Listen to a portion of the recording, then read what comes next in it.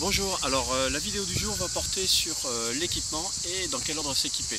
Cette vidéo elle fait suite à une question de Sylvie, bonjour Sylvie, qui me dit je viens de passer mon niveau 3 mais j'ai l'impression de toujours mettre un temps fou à m'équiper. Est-ce que vous auriez des conseils à me donner pour me dire qu'est-ce que je dois mettre dans quel ordre, mes palmes, ceinture de plomb, mon stave, etc.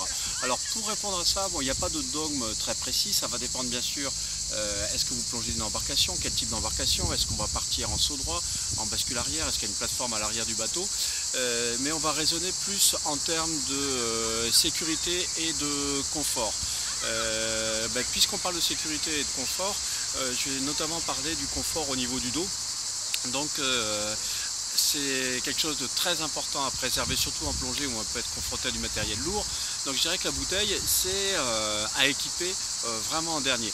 Moi personnellement, ce que je préfère, sachant que je plonge la majorité du temps de bateaux semi-rigides, c'est m'équiper entièrement donc avec mes palmes, ma combinaison, mon masque, et puis prendre mon bloc bien sûr déjà ouvert et le mettre à l'eau, et comme ça je n'ai plus qu'à sauter à l'eau et équiper mon bloc.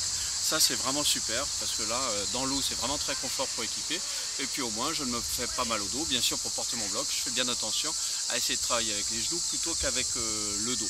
Maintenant réfléchissons à l'équipement. Alors ce que je conseille toujours c'est si on part d'un semi-rigide par exemple, commencer par les palmes. Pourquoi? Tout simplement parce que quand on a le bloc sur le dos et si on met les palmes à ce moment-là, on risque de faire travailler la colonne vertébrale avec un poids dans le dos, ce qui n'est pas très bon pour les raisons que j'ai évoquées précédemment.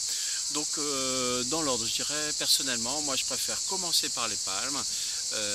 Bien sûr, si y a une ceinture de plomb, je mets la ceinture de plomb, sachant que je privilégie toujours les plombs dans le gilet en faisant attention au surlestage. Bien sûr le masque autour du cou, et enfin j'équipe ma bouteille.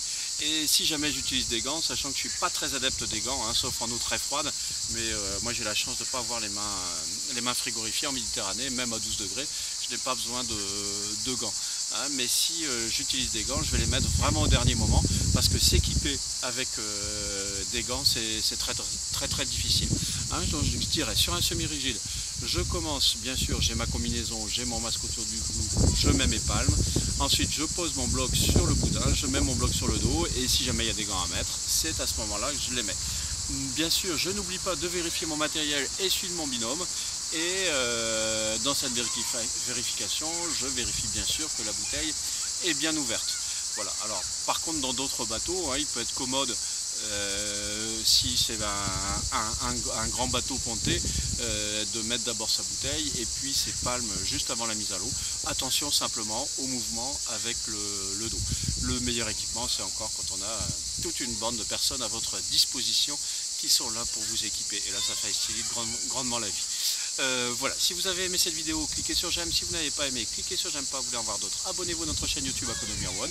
Et puis vous voulez voir d'autres sujets abordés, comme Sylvie, posez-moi votre question par mail, par Facebook, par coup de téléphone ou commentaire sur cette vidéo. À bientôt.